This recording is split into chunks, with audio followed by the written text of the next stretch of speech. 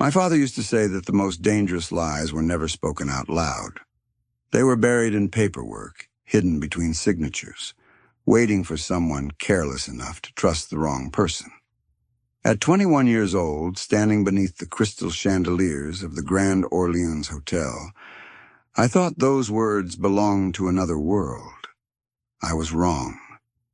Rain tapped softly against the floor-to-ceiling windows overlooking the Mississippi River, turning the city lights into blurred streaks of gold and silver.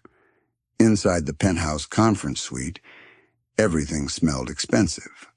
Polished mahogany, fresh coffee, leather chairs that probably cost more than my tuition for an entire semester.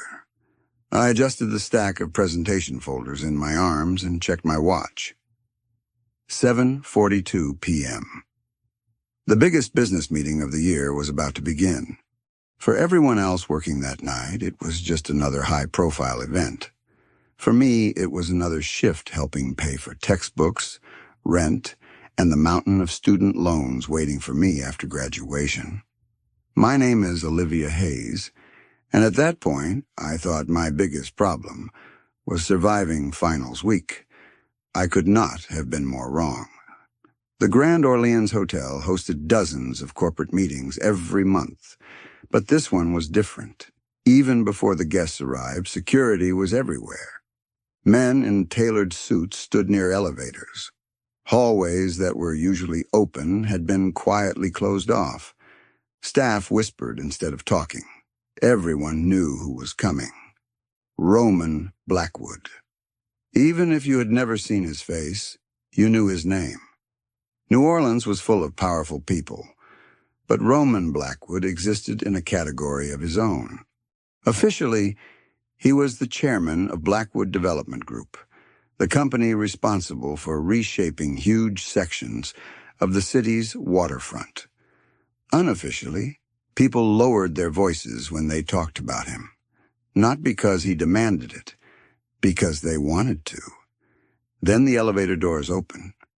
The room did not get louder, it got quieter. Conversations ended mid-sentence. A lawyer stopped turning pages. One hotel manager straightened his tie without realizing he was doing it. Nobody rushed toward the entrance. Nobody needed to. Everyone knew exactly who had arrived. I looked up and saw Roman Blackwood walking through the doorway. Tall, dark suit, calm expression, the kind of confidence that did not need attention because it already owned it. He was not surrounded by bodyguards or noise, yet somehow every eye in the room followed him. Not out of fear, not entirely. It was something closer to gravity. Roman glanced around the room once before taking his seat at the head of the table. His attention seemed to linger on nothing and everything at the same time. Sharp, controlled, impossible to read. The strange thing was that he never tried to dominate a room. The room simply adjusted itself around him. Behind him came Victor Kane, Roman's trusted executive, his translator. The man everyone said had been at his side for years. Victor greeted people with easy smiles while carrying a leather portfolio packed with documents. A few minutes later, Jiang Wei arrived with his own legal team. Handshakes followed. Introductions. Polite conversation. Then the doors closed and the meeting officially began. My job should have ended there. Event assistants were not supposed to care about multi-million-dollar contracts. We delivered materials. We served refreshments. We stayed invisible. I intended to do exactly that. Then I saw the number. It happened by accident. One of the bilingual contract packets had been left near the beverage station. As I reached for it, a page slipped loose. My eyes caught a section highlighted in Mandarin. The phrase looked familiar. So did the number beneath it. $22 million. I frowned. Something felt strange. Earlier that afternoon, while organizing translated summaries for the conference team, I had noticed a figure listed at $8 million. I remembered because I had spent half my life helping my father proofread international agreements. Numbers were the first thing he taught me never to ignore. I looked down again. 22 million, not 8. For a second, I convinced myself I must have remembered incorrectly. Maybe it referred to a different clause. Maybe there was another payment schedule somewhere in the agreement. It was not my business. It was not my contract. But as Victor began translating Jiang Wei's comments across the table, an uncomfortable feeling settled in my chest, because the numbers were not the only thing that felt different. The tone was different, too, and for the first time that night, I started listening. The longer I listened, the harder it became to convince myself that I was imagining things. I stood near the beverage station, pretending to organize coffee service while my attention remained fixed on the conference table. Rain continued sliding down the glass walls behind them, streaking the lights of New Orleans into ribbons of gold across the dark river. Jiang Wei spoke calmly, occasionally turning pages and pointing to specific sections of the agreement. Victor translated with the confidence of someone who had done it 1,000 times. Nobody questioned him. Why would they? Roman trusted him. Everyone in the room trusted him. But trust was exactly what made the situation so dangerous. My father used to spread contracts across our kitchen table late at night. I would sit beside him doing homework while he reviewed documents for international clients. Most children grew up hearing bedtime stories. I grew up hearing warnings about fine print. He always said that numbers never lied, but people did, especially when millions of dollars were involved. The memory returned so clearly that I could almost smell the coffee he used to drink while working.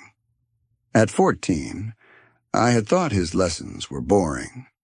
At 21, standing inside a luxury hotel penthouse, I suddenly understood why he had repeated them so often. Across the room, Jiang Wei pointed to another paragraph.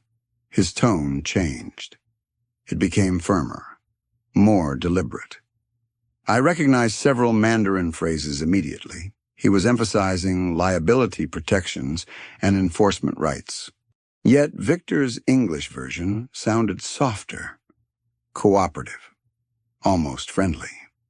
I felt my stomach tighten. That was the 3rd time, maybe the 4th. Not enough to trigger alarm for someone unfamiliar with the language. More than enough for someone who understood both versions. I looked around the room. Nobody else appeared concerned. Lawyers took notes. Assistants reviewed schedules. Roman listened without interruption, his expression unreadable. The strange thing was that Jiang Wei did not seem dishonest. If anything, he appeared remarkably transparent. He stated his terms directly. Victor was the one reshaping them, smoothing rough edges, replacing sharp obligations with comfortable language. The difference was subtle, but it was there, and once I noticed it, I could not stop noticing it. I carried a tray of fresh coffee toward the table. As I passed behind Roman's chair, I caught a closer glimpse of the contract pages. My pulse jumped. There it was again. Another figure that did not match the summary I had heard Victor describe only minutes earlier. The discrepancy was impossible to ignore now. I quickly looked away before anyone noticed my attention lingering on confidential documents. This was not my meeting. These were not my decisions. I was a college student working a part-time job. People like Roman Blackwood negotiated deals worth hundreds of millions of dollars. People like me refilled water glasses. That should have been the end of it. Then Victor's phone vibrated. He glanced at the screen and excused himself from the table. The interruption seemed routine. Nobody reacted. He offered a brief apology and walked toward the hallway outside the conference suite. I watched him disappear through the door. Something about the tension in his shoulders bothered me. Maybe it was instinct. Maybe curiosity. Either way, I could not stop thinking about those numbers. I told myself I was only taking empty cups back toward the service area. Nothing more. But as I entered the hallway, I heard a voice around the corner. Victor's voice. Low. Controlled. Different from the polished tone he used inside the meeting. I froze. The tray suddenly felt heavier in my hands. Then I heard the words that made every hair on my arm stand up. "He is almost there," Victor said quietly. "He is on the signature section now." A long pause followed. Rain tapped against distant windows. My heartbeat seemed impossibly loud. Victor spoke again. "Once Blackwood signs, the waterfront belongs to us." In that moment, every strange number, every altered phrase, and every uneasy feeling snapped into place. And for the first time that night, I realized the contract was not the real danger. The man translating it was. For a moment, I could not move. The hallway felt smaller. The air felt thinner. Victor ended the call and started walking back toward the conference room before I had time to think. I quickly turned away, forcing myself to keep moving as if nothing had happened. Every step felt unnatural. My heart pounded so hard I was sure someone would hear it. By the time I reached the service station, my hands were shaking. I placed the empty cups onto a tray and stared down at the polished silver surface. The reflection looking back at me seemed different from the girl who had started her shift a few hours earlier. I knew something now. Something dangerous. Something I was never supposed to hear. The conference room door opened again, and Victor returned to his seat with the same relaxed smile he always wore. Nobody questioned where he had been. Nobody looked suspicious. Why would they? He belonged there. I was the outsider. I stood near the wall while another round of discussions began. Zhang Wei continued reviewing terms. Roman listened carefully. Lawyers took notes. Pens moved across paper. The meeting appeared perfectly normal. But now every translated sentence sounded different. Every pause felt intentional. Every smile from Victor felt rehearsed. I tried to focus on my work, I truly did. I refilled water glasses, replaced coffee cups, checked supplies. Yet my attention kept drifting back toward the contract. Back toward Roman Blackwood. He sat at the head of the table, completely unaware that someone he trusted was guiding him toward a decision built on deception. I carried a tray of fresh coffee toward the table and carefully placed a cup beside Roman. As I stepped back, his eyes briefly lifted from the contract. Not toward my face, toward my wrist. The old silver watch I wore every day had slipped from beneath the sleeve of my blazer. It was scratched along the edges. The leather strap had been replaced more than once. Most people never noticed it. Roman did. His gaze lingered for the briefest moment before returning to the documents in front of him. No expression crossed his face. No comment followed. Yet something about the look felt strange, almost familiar. I instinctively glanced down at the watch. It had belonged to my father. Ever since he passed away, I had worn it every day. Whatever had caught Roman's attention disappeared as quickly as it came. A second later, he was studying contract pages again as if the moment had never happened. I should have stayed quiet. That is what most people would have done. It was what common sense demanded. This was not my company, not my money, not my problem. If I spoke up and I was wrong, I could lose my job. If I spoke up and I was right, the consequences might be even worse. My father used to tell me that knowledge came with responsibility.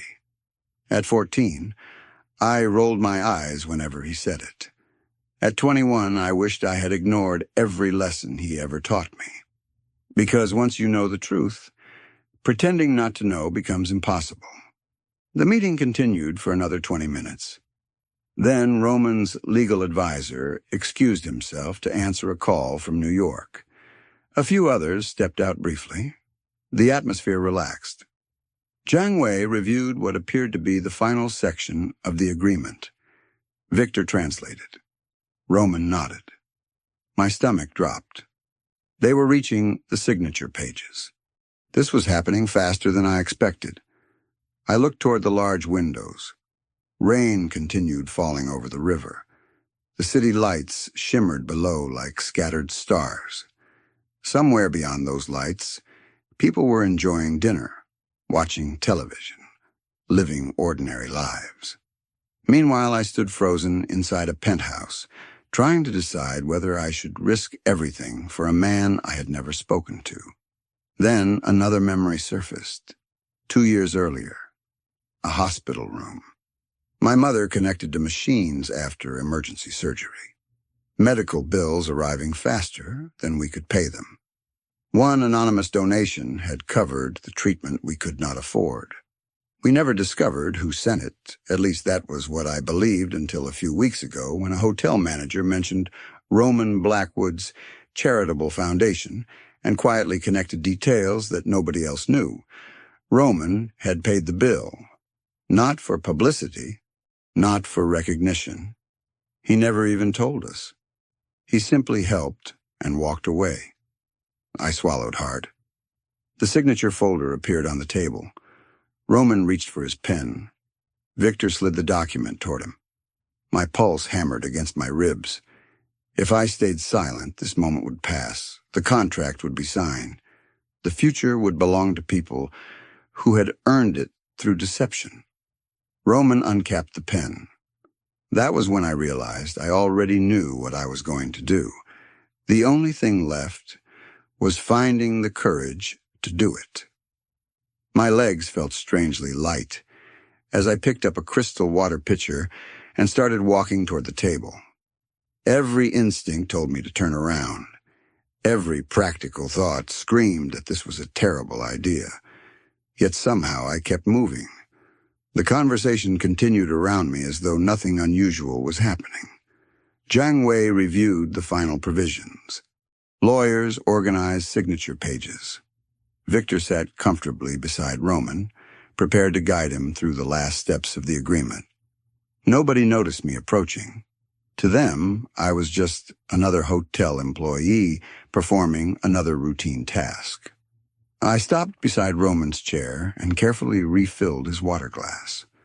My hand trembled once. I hoped nobody saw it. Roman reached for the contract. The silver pen rested between his fingers. One signature. That was all it would take. The future of an entire waterfront development project would change hands because one trusted man had decided that loyalty was worth less than opportunity. I leaned slightly closer. My pulse hammered so loudly that I almost could not hear my own voice. Then I spoke, softly.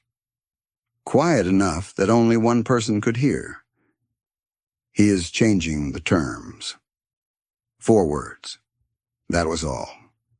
Roman did not react immediately. No dramatic expression crossed his face. No visible shock.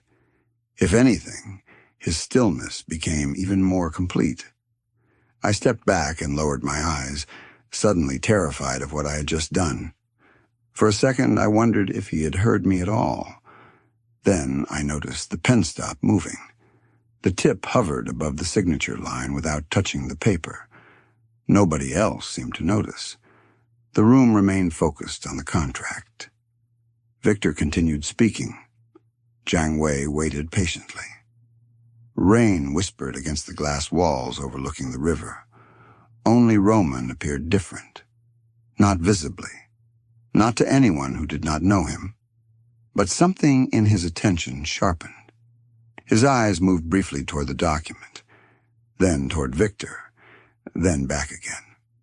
The change lasted less than a second. Roman finally set the pen down. "I have a question," he said calmly. The room paused. Victor smiled. Of course. Roman tapped one section of the contract. Review the liability clause again. Victor blinked once before beginning his translation. His voice remained steady, professional, confident. Yet now that I knew what to listen for, I could hear it. Tiny adjustments, small substitutions, words becoming softer than they should have been. Roman listened without interrupting.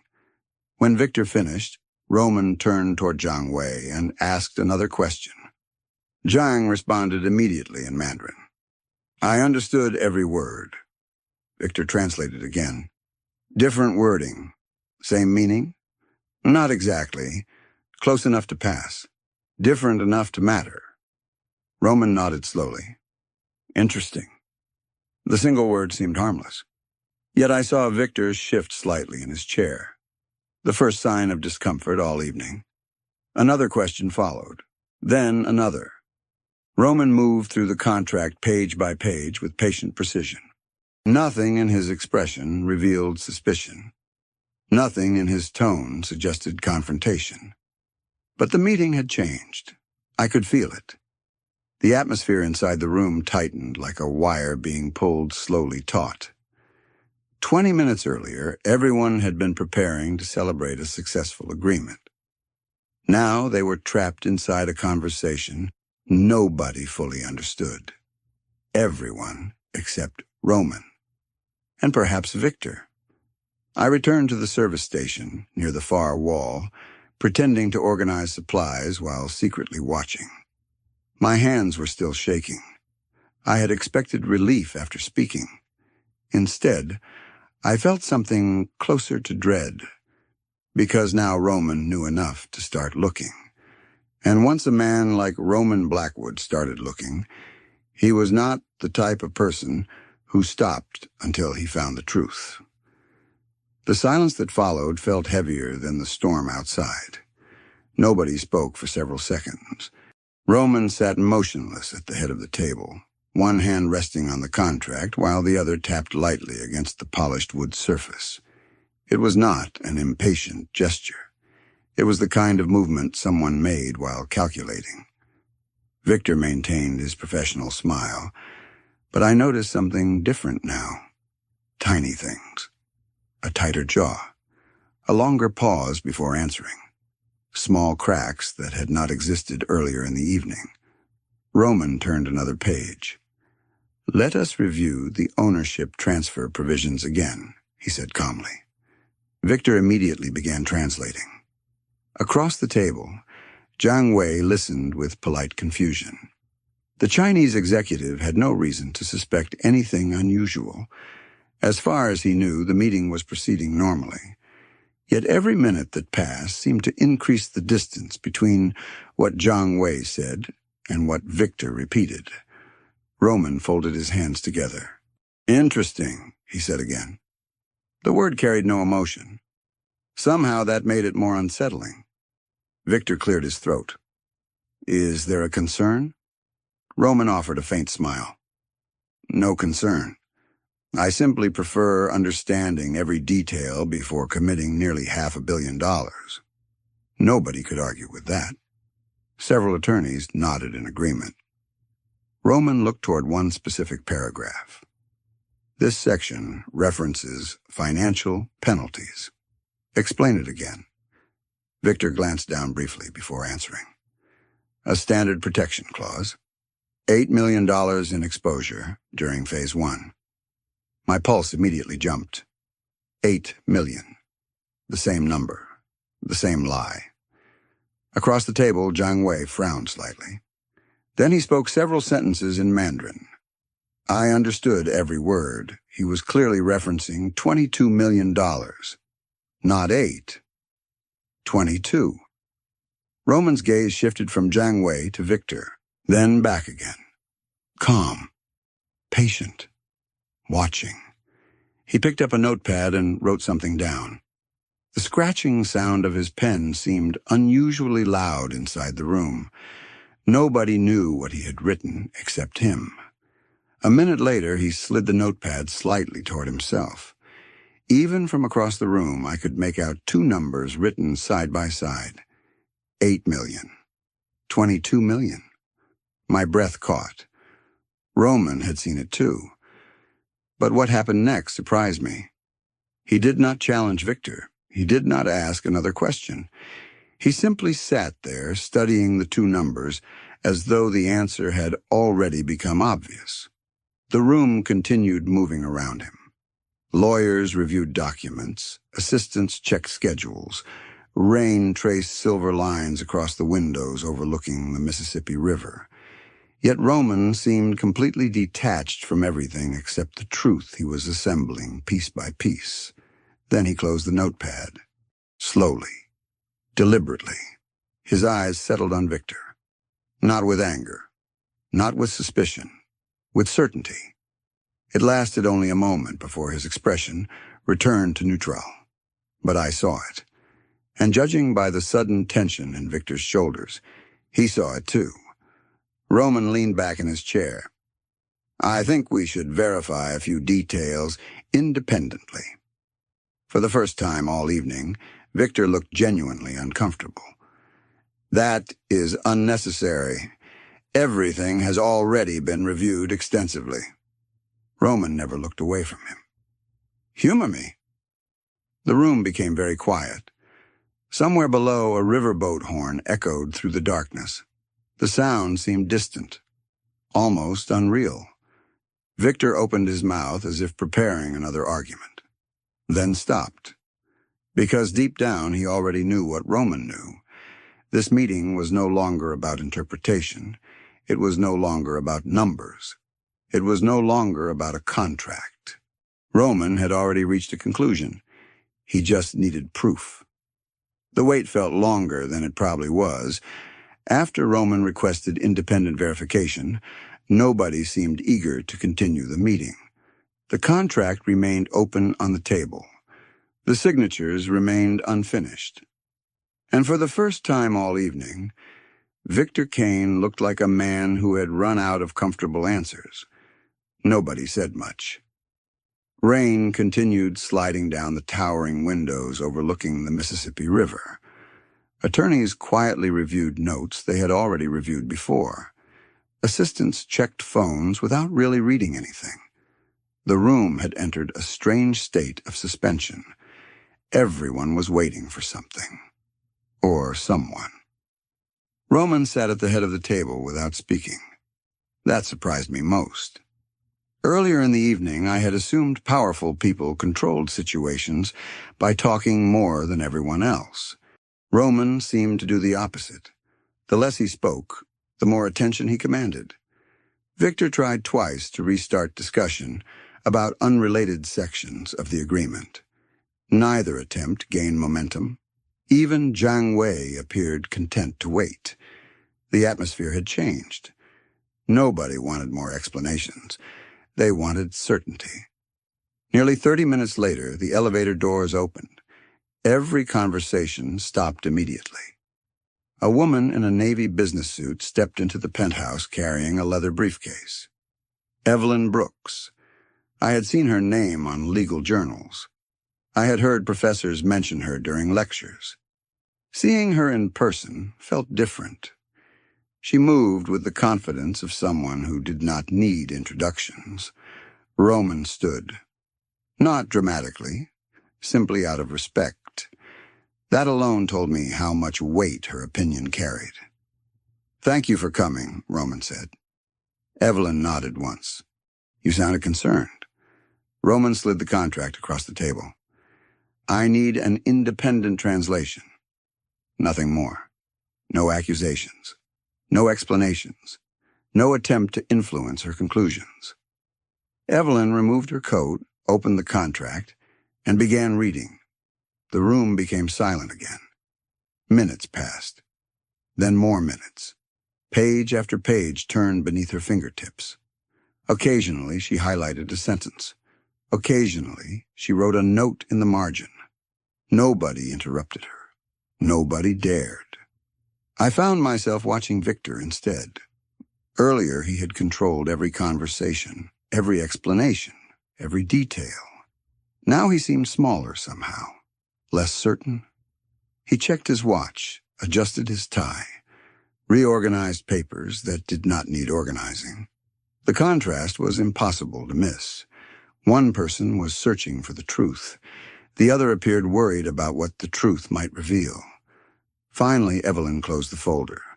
The sound echoed softly through the room. Every eye turned toward her. She looked directly at Roman. There are significant discrepancies. Nobody moved. Nobody even reached for a pen. Evelyn opened the contract again and calmly began walking through the problem areas one by one. Ownership clauses, financial exposure, management authority, transfer conditions. Each explanation was precise, direct, uncomplicated. More importantly, each explanation matched what I had heard Jiang Wei say throughout the evening. The room seemed to shrink with every sentence. Victor attempted to interrupt once, then twice. Evelyn answered both objections without hesitation. No emotion, no frustration, just facts. It felt less like an argument and more like daylight entering a dark room. One by one, every shadow disappeared. When she finally finished, silence returned. Heavy, unavoidable. Roman never looked surprised, not even for a second. Because the truth Evelyn revealed was not new to him. It was simply confirmation. The proof he had been waiting for had finally arrived. Nobody spoke after Roman asked the question. How long? 3 simple words. Yet they seemed to settle over the conference room like a weight nobody could lift. Victor stared at the contract for several seconds before finally looking up. The confidence that had carried him through the evening was gone. In its place was something I had not seen before. Resignation. Roman remained perfectly still. The city lights reflected in the glass behind him, while rain continued tracing silent paths down the windows overlooking the river. Around the table, attorneys avoided eye contact. Jiang Wei sat quietly, clearly realizing that he had become part of a conflict he never intended to join. Finally, Victor exhaled. Long enough. His voice sounded tired. Not defensive, not angry. Just tired. Roman nodded once. That is what I thought. No accusation followed. No raised voices.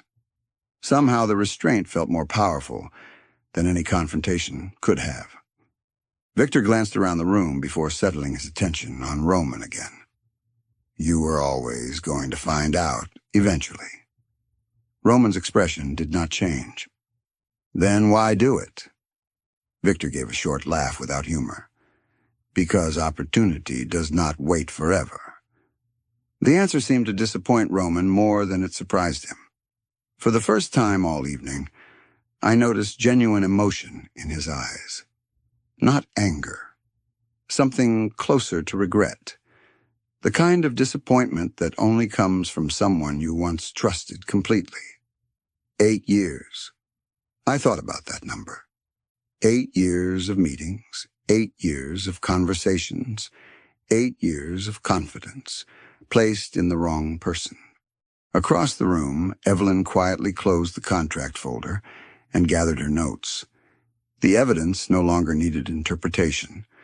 The truth had already done its work. Roman looked toward Jiang Wei.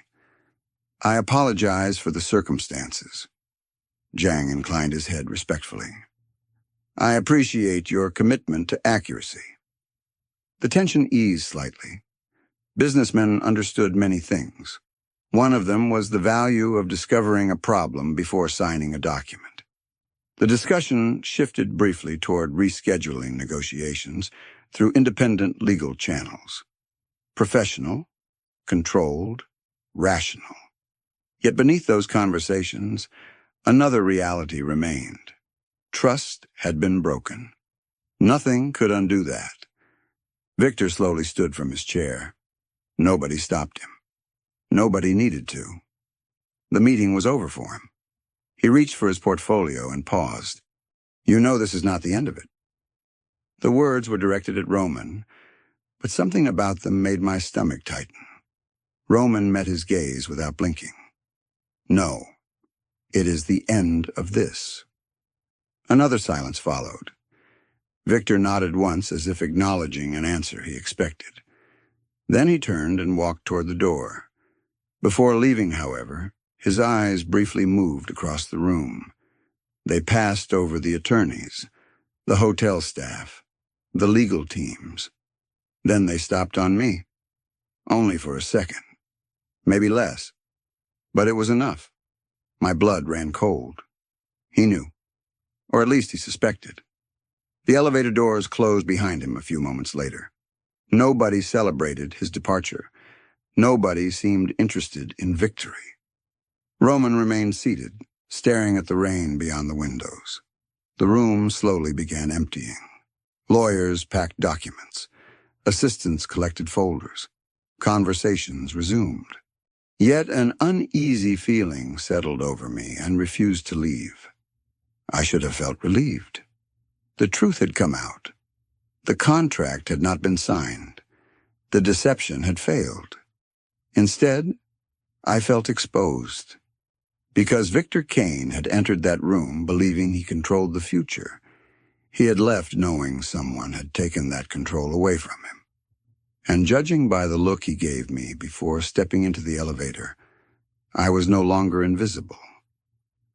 By the time the last attorney left the penthouse, it was nearly 11 o'clock. The storm had softened into a steady drizzle, and the lights along the Mississippi shimmered across the dark water like scattered coins. I was gathering empty glasses when I heard my name. Olivia. I looked up so quickly that I nearly dropped the tray in my hands. Roman Blackwood stood near the conference table, his suit jacket draped over one arm. The room that had felt crowded all evening now seemed impossibly large. For a second, I considered pretending I had not heard him. Then I remembered that nobody ignored Roman Blackwood. "Yes, sir?" My voice sounded smaller than I intended. Roman glanced toward the door, confirming that we were alone except for Evelyn Brooks, who was organizing documents several feet away. Then his attention returned to me. "Walk with me." It was not a request. Oddly, it was not a command either. I set the tray down and followed him into the hallway. The thick carpet muted our footsteps. Outside the penthouse windows, rain tapped softly against the glass. For several moments, neither of us spoke. Then Roman stopped near an empty lounge overlooking the river. "You understood the contract?" It was a statement, not a question. I swallowed. "Some of it." One corner of his mouth moved slightly, as if he recognized the understatement. "You understood enough." I looked down at my hands. My father worked with international property agreements. He taught me Mandarin when I was young. He used to make me compare translated contracts for practice. Saying it aloud made me think of him again. The kitchen table, stacks of paperwork, his voice explaining why details mattered. Roman listened without interrupting. Then his eyes drifted briefly toward my wrist. That watch belonged to him? The question caught me off guard. I looked down at the old silver watch peeking from beneath my sleeve. Yes. Roman studied it for a moment. I thought so. Something in his voice sounded distant, reflective. My father wore the same model. For a second, neither of us spoke. I suddenly remembered the moment earlier that evening when he had glanced at the watch beside the conference table. At the time, I thought it meant nothing. Now it felt different. Roman looked toward the rain beyond the glass. I have not seen one in years. Then he moved on as if he had revealed more than he intended. And tonight, you decided to risk your job to warn me. I hesitated. There was no good answer, not one that sounded reasonable. I decided I would not be able to live with myself if I stayed quiet. For the first time since I met him, Something softened in his expression, only slightly, like sunlight briefly breaking through clouds. Then it disappeared. "Victor knows someone warned me." The words instantly tightened every muscle in my body, because I had been trying not to think about that, trying not to remember the look he gave me before leaving. Roman seemed to read the realization on my face. "Did he see you?" I nodded slowly. "I think so." He was silent for several seconds, long enough for my stomach to sink. Finally, he exhaled.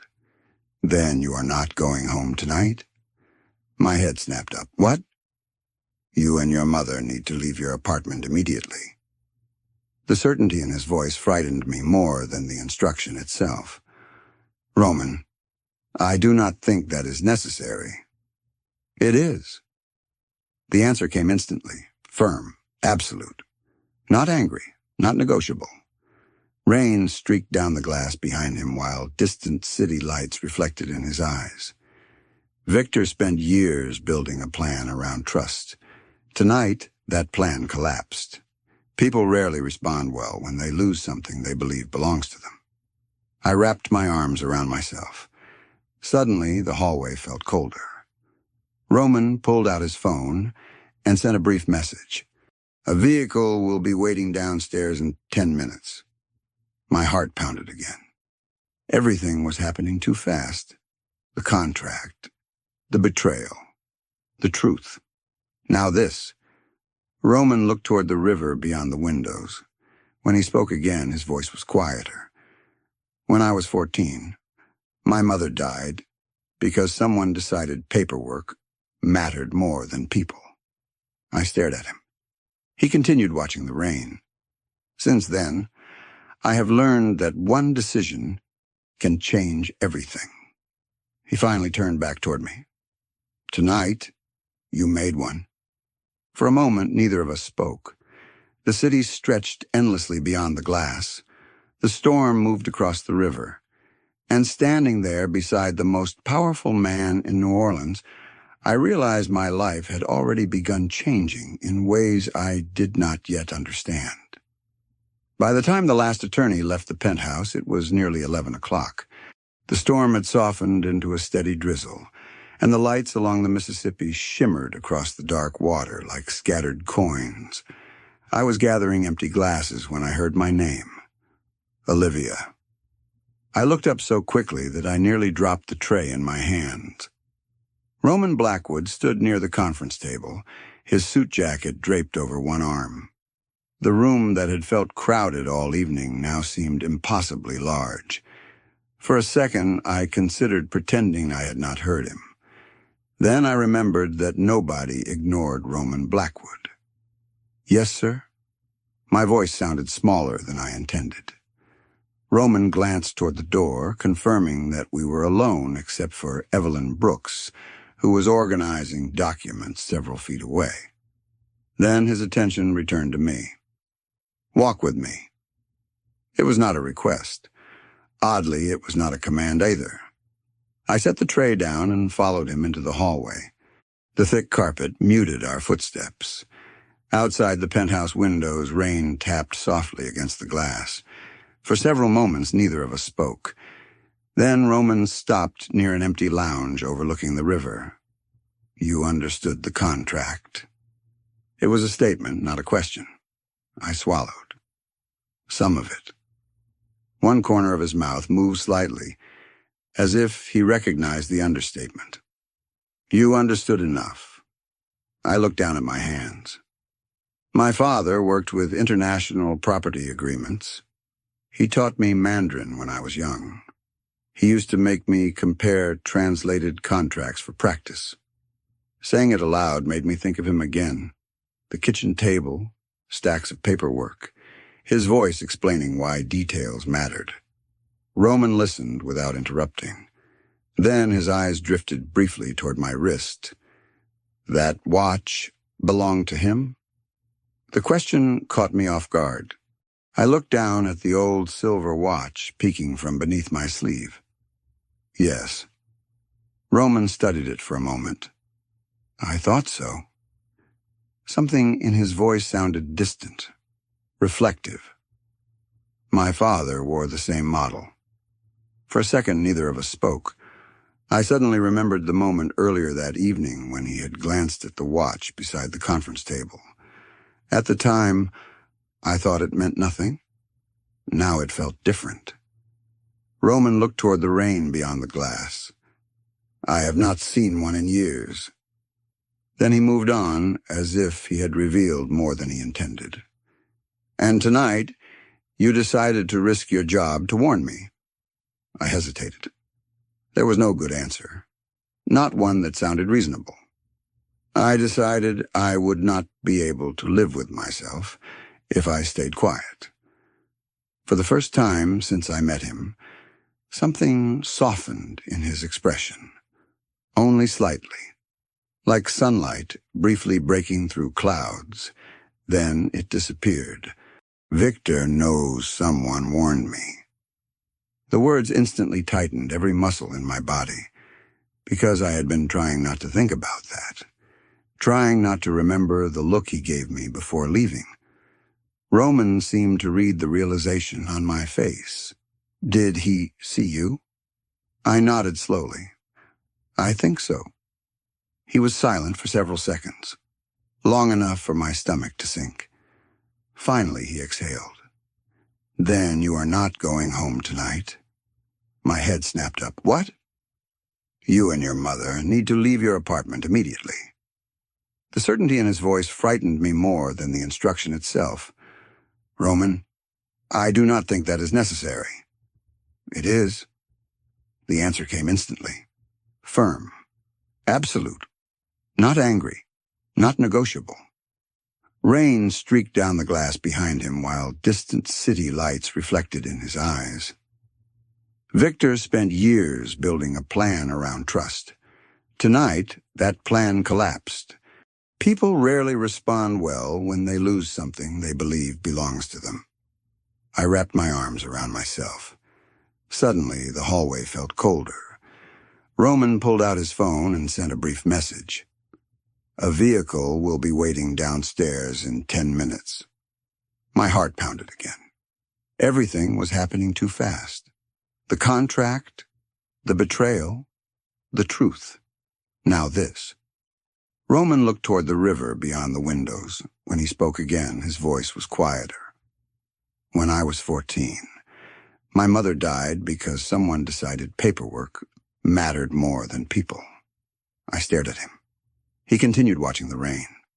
Since then, I have learned that one decision can change everything. He finally turned back toward me. Tonight, you made one. For a moment, neither of us spoke. The city stretched endlessly beyond the glass. The storm moved across the river.